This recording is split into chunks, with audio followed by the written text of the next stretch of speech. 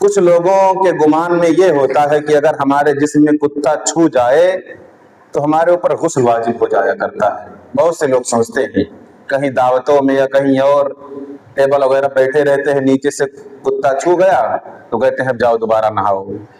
اب اس کی حقیقت کتنی ہے اس کو سماعت فرمائیں. حضرات, یہ جو کہا جاتا ہے کہ جسم میں کتا چھو جانے سے غسل واجب ہو جاتا ہے, یہ بات بالکل سراسر غلط ہے. جسم میں چھو جائے, کپڑے میں چھو جائے, کہیں پر بھی چھو جائے, اگر کتے کے بدن پر کوئی ناپاک چیز, کوئی نجاست نہ لگی ہو تو ایسی صورت میں اس کتے کا ظاہری بدن جو سوکھا ہے وہ ناپاک نہیں ہوتا ہے. ٹھیک ہے, بلکہ اگر کتے نے کہیں پر چاٹ لیا, بہرحال چاٹا ہو یا نہ چاٹا ہو, اگر کتے کا لعاب لگ گیا, جو تھوک نکلتا ہے وہ لگ گیا, یا کتے کا پسینہ لگ گیا, تو اب ایسی صورت میں اب بھی غسل واجب نہیں ہوگا کہ تمہارے اوپر نہانا فرض ہو گیا. نہیں, کیا ہوگا ایسی صورت میں جس جگہ پر کتے کا جوٹھا لگا ہے یا لعاب لگا ہے, پسینہ لگا ہے یا ناک سے نکلی ہوئی رطوبت لگی ہے, تو جس جگہ پر لگی ہے صرف اتنی جگہ ناپاک ہوگی. تو یہ بات کہ کتا چھو جائے غسل واجب ہو جاتا ہے, یہ جہالت ہے, یہ لوگوں کے نہ جاننے کی وجہ سے ہے. ہاں چلیے, اگر جو لوگ اس کو ناپاک مانتے ہیں تب بھی کیا نام ہے, کتا چھو جانے سے غسل واجب نہیں ہوگا. جیسے مثال کے طور پر گوبر ناپاک ہے, لیکن اگر گوبر سوکھا ہو, ایک دم سوکھا ہو, اس کے اندر نمی نہ پائی جاتی ہو, وہ تمہارے کپڑے سے چھو گیا اور اس کا ذرہ برابر بھی اثر آپ کے کپڑے پر یا آپ کے بدن پر ظاہر نہیں ہوا, تو چھو جانے کے باوجود بھی نہ تو آپ کا کپڑا ناپاک ہوا, نہ تو آپ کا جسم ناپاک ہوا. تو اگر کتا چھو جائے تب بھی اسی طریقے سے نہ جسم ناپاک ہوگا نہ تو کپڑا ناپاک ہوگا. ایک بات اور, کچھ لوگوں کا گمان یہ ہے کہ مثال کے طور پر اگر کوئی بندہ کھڑے ہو کر کے پیشاب کر لے یا پیشاب کرنے کے بعد دھلنے سے پہلے, استنجا کرنے سے پہلے کھڑا ہو جائے تو اس کے اوپر بھی غسل واجب ہو جاتا ہے. بہت سے لوگ سوچتے ہیں, پوچھتے بھی ہیں, کہتے ہیں کہ بغیر دھلے کھڑا نہیں ہونا چاہیے, یا کھڑے ہو کر پیشاب کرنے سے آدمی ناپاک ہو جاتا ہے. اچھا, یہاں پر دو چیز ہے, ایک یہ کہ کھڑے ہو کر پیشاب کرنا یہ تو منع ہے, یہ خلاف سنت ہے, اس کو مکروہ کہا گیا ہے, سختی سے منع کیا گیا ہے. لیکن اگر کوئی کر لیتا ہے تو کھڑے ہو کر پیشاب کیا یہ تو غلط ہے, لیکن ناپاک نہیں ہوگا. ایسا نہیں کہ اس کے اوپر غسل واجب ہو جائے, کھڑے ہو کر کرنا منع ہے لیکن وہ ناپاک نہیں ہوگا. اب اس کے بعد میں دھل سکتا ہے, کیونکہ کھڑے ہو کر پیشاب کرنا مجبوری کی حالت میں یہ خود رسول اللہ صلی اللہ علیہ وسلم سے ثابت ہے, حدیث پاک سے ثابت ہے. کسی کو گھٹنے میں سخت درد ہو, بیٹھنے میں دقت ہوتی ہو, اس کے لیے اجازت ہے کہ کھڑے ہو کر کے پیشاب کر لے اور استنجا کر لے احتیاط کے ساتھ کہ ہاں پیشاب کو جب دھلے تو کپڑے پر, بدن پر پانی نہ گرے, اس احتیاط کے ساتھ دھلے. تو اگر وہ ناپاک ہو جاتا تو کیا نام ہے, وہ کھڑے ہو کر کرنے کے بعد غسل واجب ہو جاتا. لیکن حدیث پاک میں ہے رسول اللہ صلی اللہ علیہ وسلم نے, حضور کے گھٹنے میں درد تھا, آپ نے کھڑے ہو کر کے استنجا فرمایا, امت کی تعلیم کے لیے, لوگوں کو سکھانے کے لیے کہ میری امت کے اوپر اگر کوئی تکلیف یا گھٹنے میں یا کہیں کوئی تکلیف ہو, بیٹھنے میں دقت ہو, تو شریعت تمہیں اجازت دیتی ہے کہ کھڑے ہو کر کے بھی پیشاب کر سکتے ہو. لیکن اگر مجبوری نہ ہو تو خلاف سنت ہوگا, آپ مجرم ہوں گے, گنہگار ہوں گے, لیکن ناپاک نہیں ہوں گے کہ غسل واجب ہو جائے گا. اس بات کا یاد رکھیے.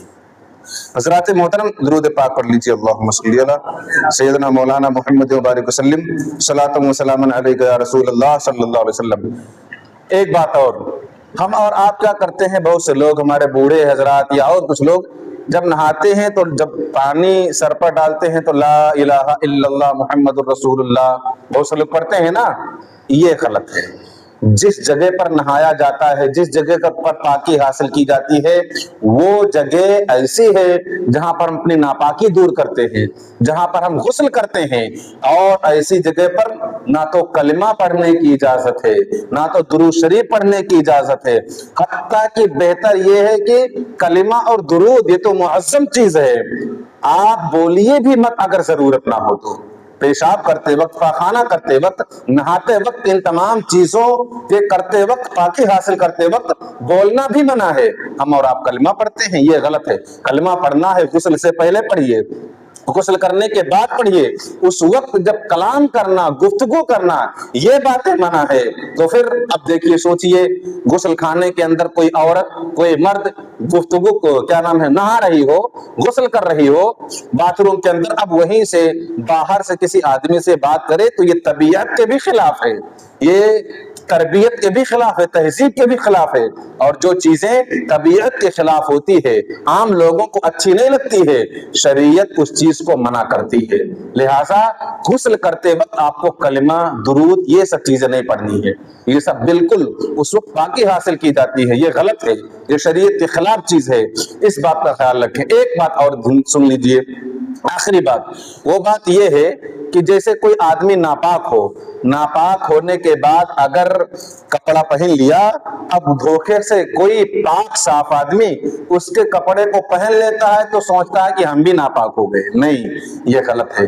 ناپاک آدمی کا پسینہ یہ پاک ہے.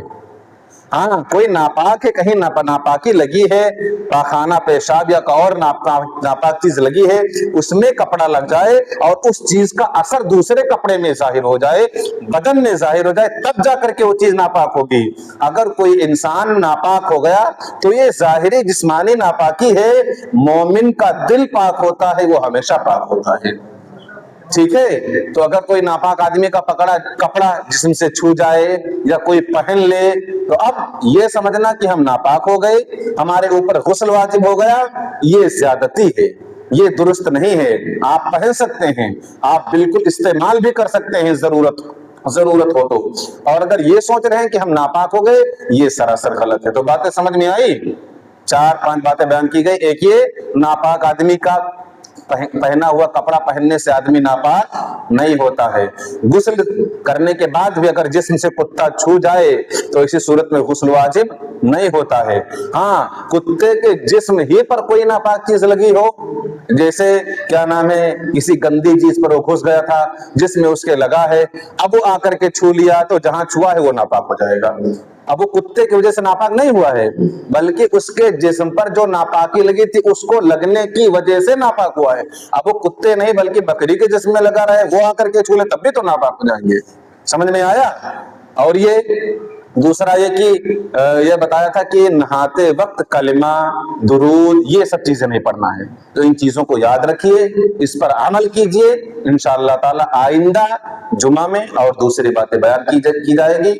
آج کچھ نئے چہرے نظر آ رہے ہیں. اللہ تعالی ہم سب کے دلوں میں کیا نام ہے دین سیکھنے کا شوق اور جذبہ عطا فرمائے.